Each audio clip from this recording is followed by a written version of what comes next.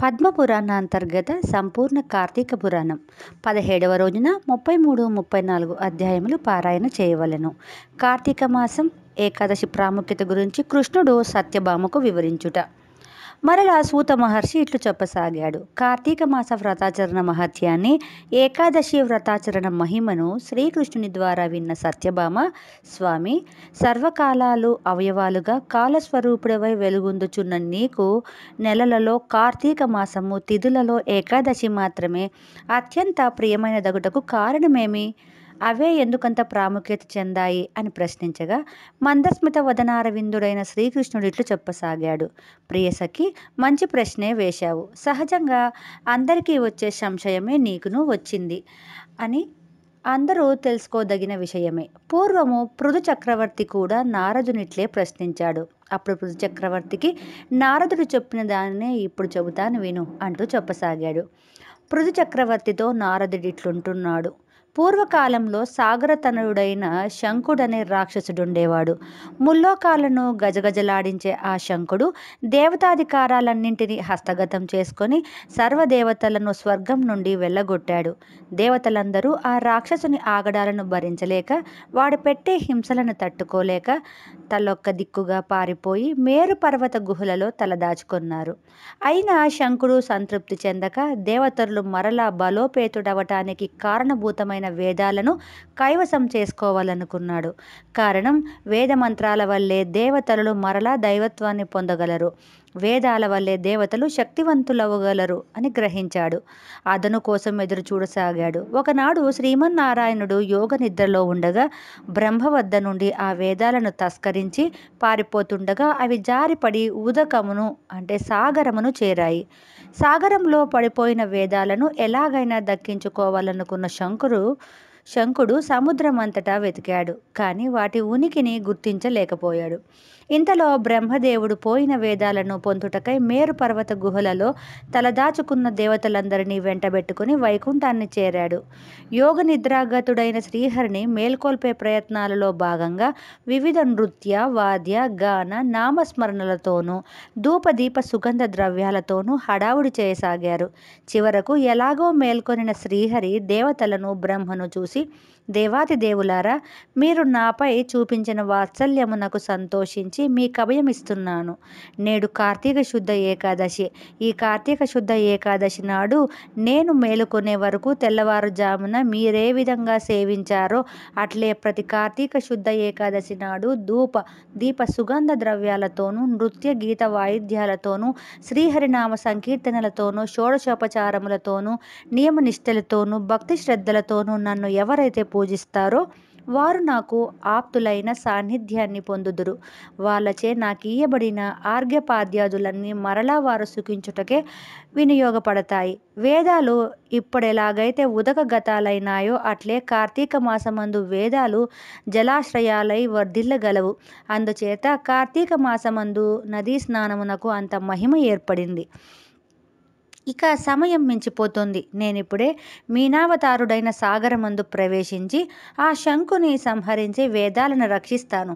నేను సాగరమందు ప్రవేశించి నాటి నుండి 1 మాసం సాగరమందే ఉండెదను. కావున కార్తీక మాసంలో నదీ స్నానం చేయువారు విష్ణు సన్నిధిని చేరినట్లే. కావున కార్తీక మాసంలో ప్రాతకాల సమయమందు నదీ స్నానం చేయుట అదభృత స్నానముతో సమానమగును. నాకు వైకుంఠము, దేవతలకు స్వర్గలోకము సహజ వాసమైనట్లు ఈ కార్తీక వ్రతాచరణ ద్వారా మానవులు పుణ్యాత్ములై స్వర్గలోక ప్రాప్తి నొందగలరు. కార్తీక వ్రతాచరణలకు వ్రతభంగం కలగకుండుటకు, వారి కార్యాలకు ఆటంకములు రాకుండుటకు నేనిదే వరుణుని ఆజ్ఞాపిస్తున్నాను. ఓ వరుణదేవ, కార్తీక వ్రతాచరణలకు కార్యభంగములు లేక విఘ్నములు రాకుండుటకు వారికి రక్షణ కల్పించి ధన కనక వస్తువాహన పుత్ర పౌత్రాది సమస్త సంపదలతో దీవింపుము. కార్తీక వ్రతాచరణను నిష్ఠగా నిర్విఘ్నంగా చేసిన వారు సమస్త జనులచే పూజింపబడి వన్నెకెక్కుతారు. ఈ కార్తీక ఏకాదశి నాడు అత్యంత ప్రీతికరమైనది కేవలం ఒక్క కార్తీక మాసంలో వీటన్నింటినీ ఆచరించుట వలన పుణ్యాత్ములై నా సాన్నిధ్యాన్ని పొందగలరు. దీనికంటే మోక్షం మరేదీ లేదు. ఇదే సూక్ష్మంలో మోక్షమని తెలుసుకోండి. యజ్ఞయాగాది తీర్థములు జపతపాలు స్వర్గ ఫలాన్నియ్యగలవే కానీ వైకుంఠ ఫలాన్నియ్యజాలవు అని తెలుసుకోవాలి. 13వ అధ్యాయం సమాప్తం. 14వ అధ్యాయం శ్రీ మహావిష్ణువు మత్స్యావతారము దాల్చుట. శ్రీ మహావిష్ణువు దేవతలకు ఆ విధంగా ఉపదేశించిన వాడై వింధ్య పర్వతమందలి నదిలో ఆర్ఘ్యమివ్వబోయిన కశ్యపుని దోసిలి జలాలలో మత్స్యావతారుడై నిలిచాడు. దోసిలికి దొరికిన ఆ చేపపిల్లను కశ్యపుడు తన కమండలమందుంచాడు. మరుక్షణంలోనే ఆ చేపపిల్ల పెరిగిపోయి కమండలమునందు ఇమడక పోవుటచే దానిని మరలా ఒక నూతిలో వేశాడు.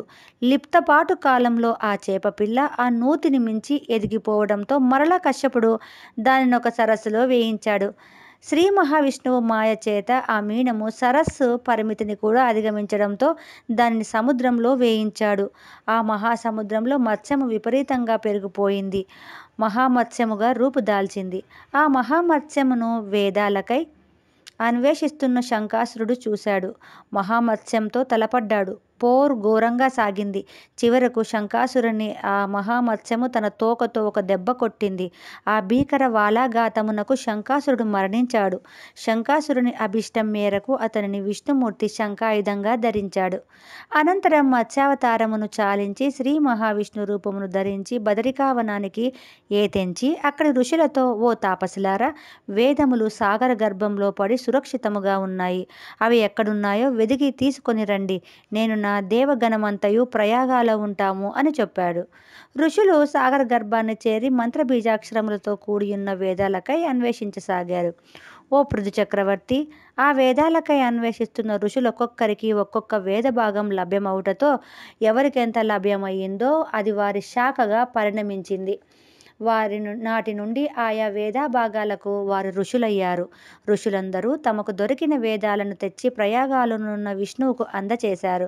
అంతటి విష్ణువు ఆ వేదాలను చతుర్ముఖి బ్రహ్మకు అందచేయించాడు.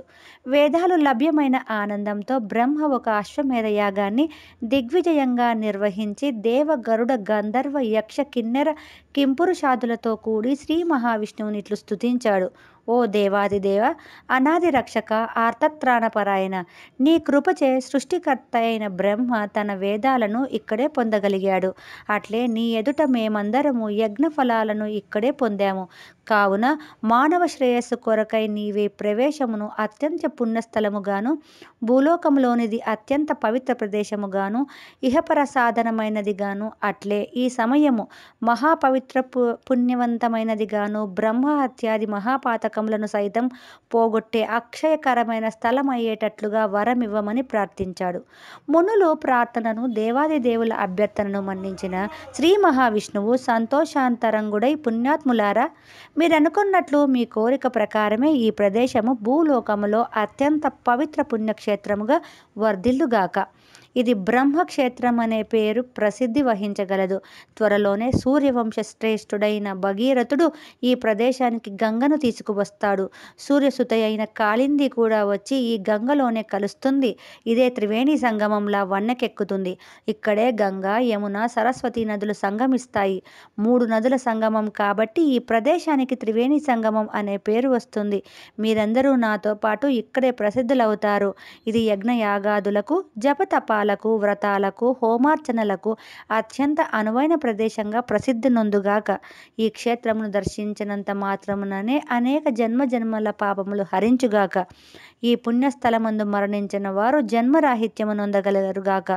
ఎవరైతే ఇక్కడ నిత్యకర్మలను ఆచరిస్తారో వారు పితృదేవతలు నా సాన్నిధ్యము నొందుదురుగాక.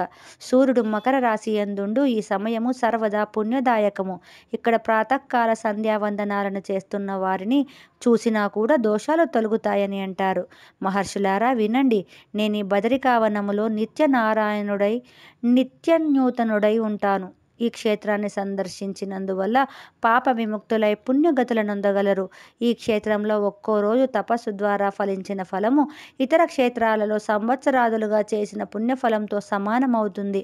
పుణ్యచింతన కలిగిన పుణ్యాత్ములు ఈ క్షేత్రంలో మరణిస్తే జీవన్ముక్తులవగలరు అంటూ శ్రీమన్నారాయణుడు వారికి వరప్రసాదములను నొసగి చతుర్ముఖుడైన బ్రహ్మతో సహా అదృశ్యుడయ్యాడు. ఇంద్రాది దేవతలు సహితము తమ తమ అంశలను ఆ ప్రదేశంలో వదిలి అంతర్ధానమయ్యారు. కావున ఓ పృథు చక్రవర్తి, ఈ బదరికా వనమున పుణ్యక్షేత్ర సందర్శనము మానవులకు అత్యంత పవిత్రమై పుణ్యదాయకము కాగలదు. అట్లే ఈ పుణ్యకథాశ్రవణము చేత కూడా మానవులు పరమ ఉత్కృష్టమైన పుణ్యఫలాన్ని పొందగలరు అని చెప్పాడు నారదుడు. 34వ అధ్యాయం సమాప్తం.